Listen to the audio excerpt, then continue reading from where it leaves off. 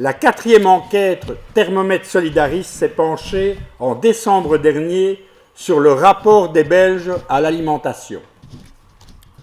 Comment les Belges francophones perçoivent-ils l'offre de produits alimentaires?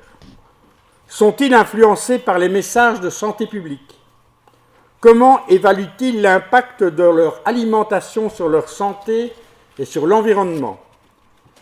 Quels sont leurs choix en tant que consommateurs?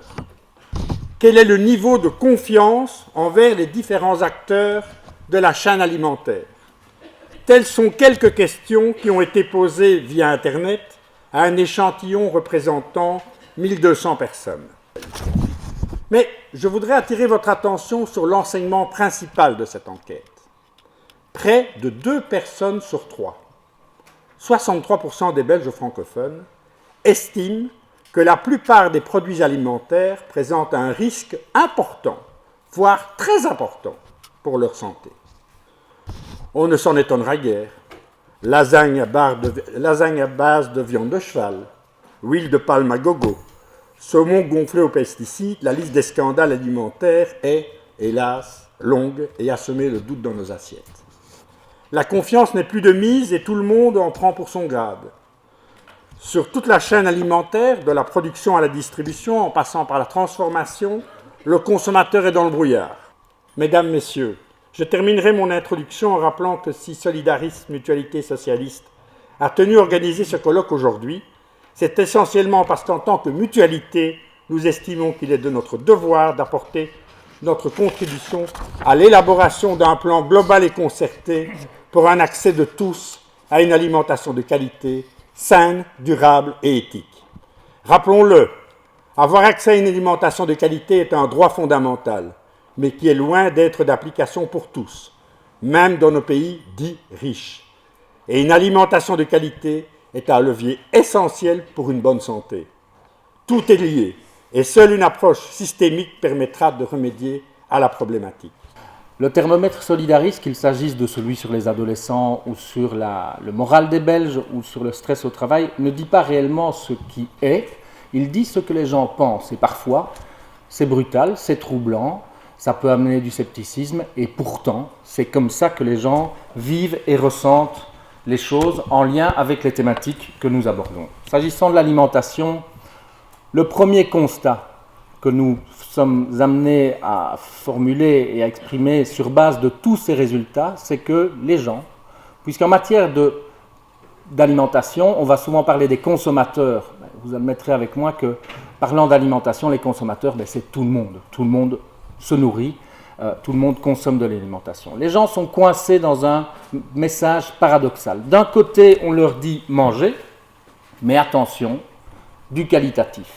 Quelque part, manger, mais faites tout de même gaffe parce qu'il pourrait vous arriver malheur. Manger, c'est bon pour la santé ou mauvais pour la santé. On va voir plus loin, ces messages sont largement compris et entendus par la population.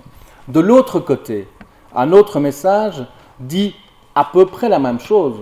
Manger beaucoup, parce que manger c'est bon, manger ça apporte du bonheur, manger c'est ce que la publicité nous vend, ce que l'industrie nous vend.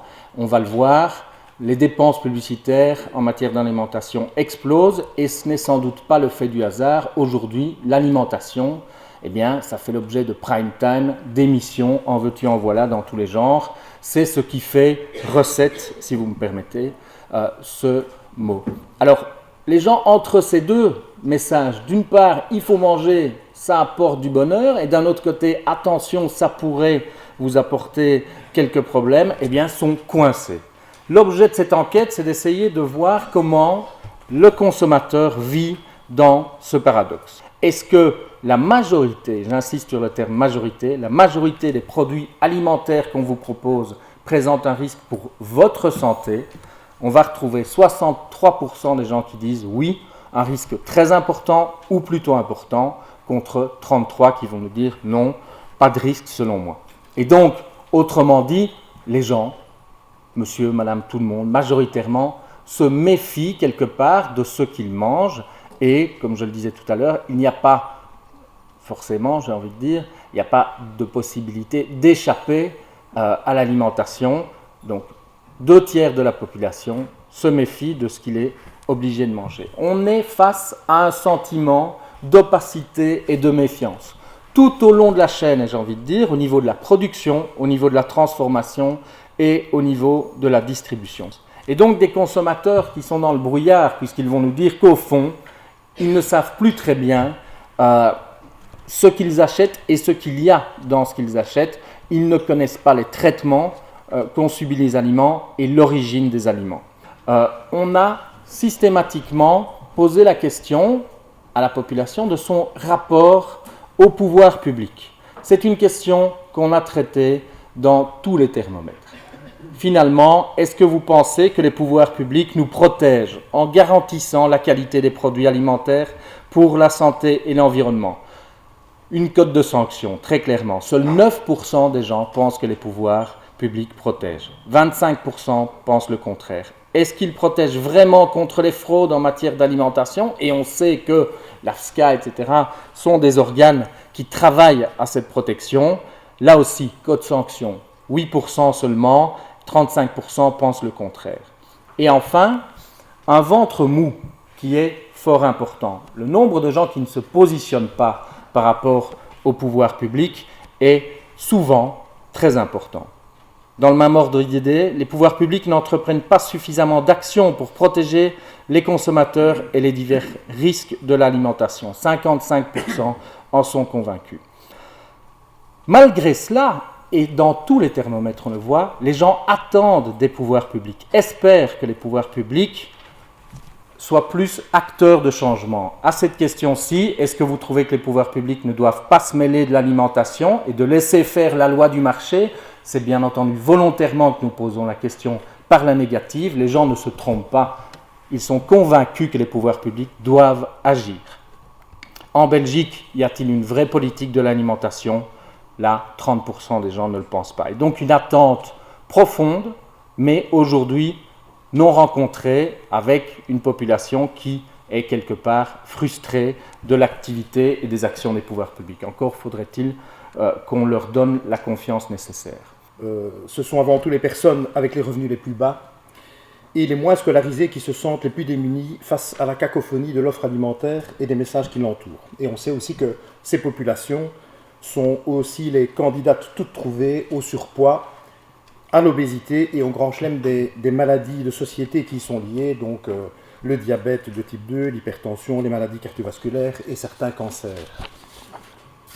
Donc par le passé, c'était les riches qui étaient gros et les pauvres qui étaient maigres.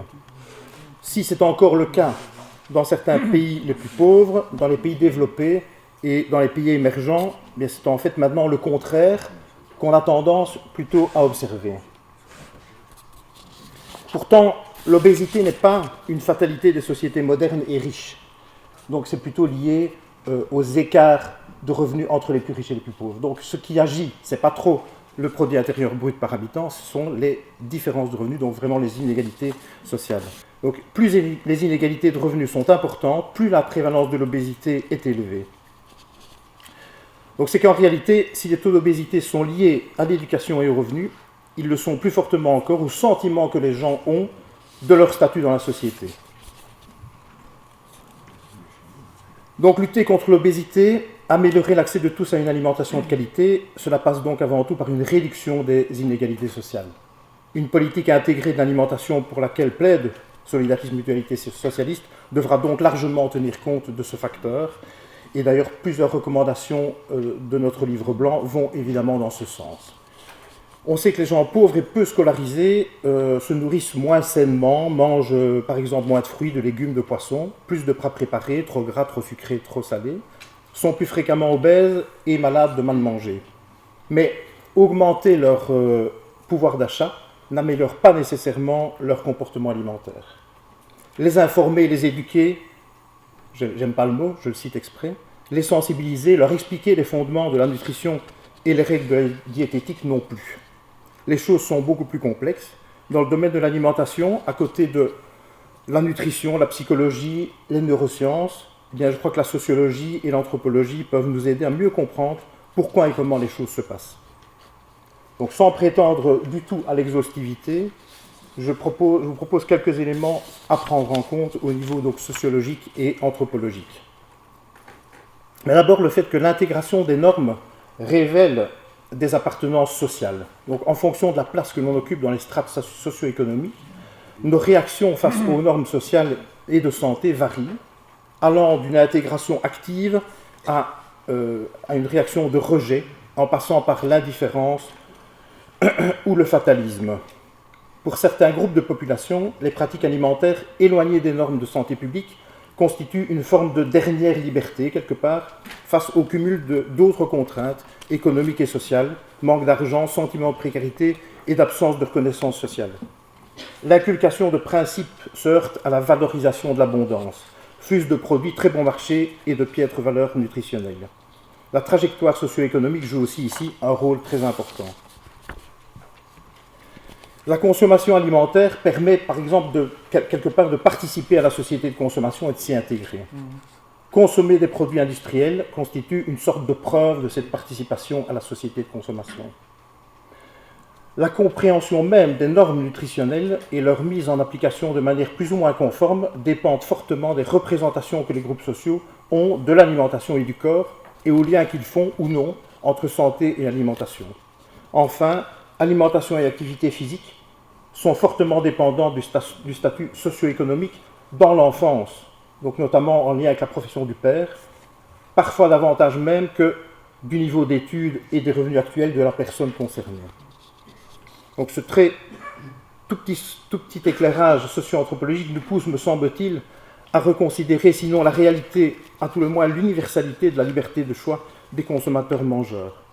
L'enveloppe des choix possibles et les contextes dans lesquels ils sont présentés ont une influence importante sur les comportements alimentaires. L'offre alimentaire et les pratiques commerciales et de marketing doivent être prises en compte dans le cadre d'une politique intégrée de l'alimentation de qualité. Et donc, en fait, nous sommes interrogés nous avons essayé d'identifier et d'inventorier l'ensemble des déterminants de l'accessibilité à l'alimentation de qualité pour tous. Alors voilà, pour nous, évidemment, une alimentation de qualité est une alimentation qui, du point de vue nutritionnel, est suffisante et équilibrée. Mais nous pensons qu'il ne faut pas non plus négliger donc, les aspects de sécurité des aliments, donc du point de vue chimique et microbiologique, les qualités gustatives et hédonistes, les qualités sociales et les qualités environnementales doivent également être prises en compte. Donc tous ces aspects concourent selon nous à une alimentation de qualité, ce qui rejoint très fortement en fait la définition de l'alimentation durable. Et très vite, un premier constat nous est apparu, c'est que ces déterminants ne relevaient pas que des seuls individus, des seuls publics. En effet, beaucoup d'éléments qui ont plutôt trait au contexte peuvent améliorer ou entraver l'accès de tous à une alimentation de qualité. De même, beaucoup d'éléments peuvent directement influencer la qualité de l'alimentation et donc par voie de conséquence son accessibilité. C'est comme ça que nous avons commencé à construire un modèle où ces différents déterminants pouvaient déjà être classés suivant 3 pôles. Vous les voyez en haut de la dia ici, donc un pôle public, un pôle contexte et un pôle produit. Deuxième constat, nous sommes assez rapidement aperçus, mais ça tombait sous le sens, que les déterminants ne se résumaient pas seulement aux aspects financiers et matériels. En effet, d'autres dimensions de l'accessibilité ont rapidement été mises en évidence. Une dimension pratique, une dimension liée à l'information, une dimension socio-culturelle et une dimension psychosociale. Je crois que les thermomètres solidarité nous permettent, comme l'a très bien dit Martin Botti, de percevoir en quelque sorte le sentiment de la population, de sentir ce qu'ils espèrent, de voir quelles sont leurs aspirations, leurs recommandations, indépendamment de l'étude scientifique en elle-même qui a toute sa valeur, mais qui parfois n'a pas le caractère humain que l'on peut avoir dans le cadre des thermomètres solidaristes. Bon, et ça nous permet, sur cette base, de dégager un certain nombre de recommandations, de propositions à l'intention, bien sûr, des autorités politiques. Alors voilà, donc ce livre blanc, il a déjà été très brièvement introduit par M. Jadot. Alors, très rapidement, et donc il a une double ambition, un double objectif. Donc c'est de contribuer à ce rôle de gestionnaire de l'assurance maladie invalidité par le biais donc, de la prévention, de la promotion de la santé. Et son deuxième objectif est également donc, de contribuer à ce rôle d'acteur social et politique, donc, en formulant toute une série donc, de recommandations à destination des décideurs politiques, mais également en invitant les acteurs du système alimentaire, des producteurs jusqu'aux consommateurs, à discuter à l'élaboration d'un plan intégré. Donc assez rapidement, donc 4 grandes parties donc, de ce livre blanc. Alors d'une part, on revient sur le système alimentaire assez rapidement, et M. de Scutter l'a fait bien mieux que moi. La deuxième partie revient sur les déterminants que j'exposais tout à l'heure. La troisième partie se pose une réflexion sur les niveaux de pouvoir qu'il faut impliquer donc dans ce plan intégré de l'alimentation. Et enfin, et c'est évidemment la finalité de ce livre blanc, des recommandations sont formulées donc en vue de l'édification de cette politique intégrée. Donc l'alimentation est un déterminant majeur de la santé.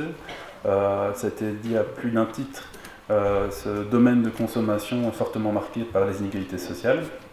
Nous avons assisté ces dernières décennies à une augmentation constante de l'obésité.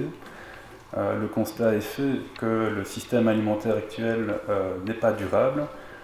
Des conséquences donc, en matière d'inégalité sociale, de santé, mais également de pression sur la sécurité sociale sont telles qu'il apparaît urgent et nécessaire donc, de lutter contre ces inégalités sociales et de lutter contre la malbouffe. Alors on recommence. Bon, rapidement, juste pour rappeler qu'il y a un nombre assez élevé donc, de déterminants sur lesquels travailler si on veut augmenter cette accessibilité à l'alimentation de qualité. Donc toutes les recommandations vont essayer de travailler sur un ou plusieurs de ces déterminants ici repris donc, dans le schéma. Et deuxièmement, la multitude et la diversité de ces déterminants nous enseignent que tous les niveaux de pouvoir doivent être impliqués, donc du local au global, en passant par donc les provinces, les régions, les communautés, l'État fédéral, l'Europe, ont un rôle à jouer car ils ont une influence d'une manière ou d'une autre sur notre accessibilité à une alimentation de qualité. Deuxième constat, nous voyons que cette diversité nous renseigne que toutes les politiques sectorielles, et donc pas seulement celles qui sont en lien direct avec la santé, doivent prendre en considération ces enjeux d'alimentation et donc de santé. Donc des politiques comme l'aménagement du territoire, des politiques de mobilité, des politiques économiques, évidemment au premier rang desquelles la politique agricole, doivent prendre en considération donc, ces enjeux de santé. Alors voilà, tout ce travail a abouti donc à 35 recommandations qui sont réparties en 6 grands axes. Alors, le premier axe regroupe donc des recommandations qui visent à améliorer la gouvernance en matière d'alimentation. Alors, nous l'avons vu, l'offre alimentaire détermine l'enveloppe des choix possibles.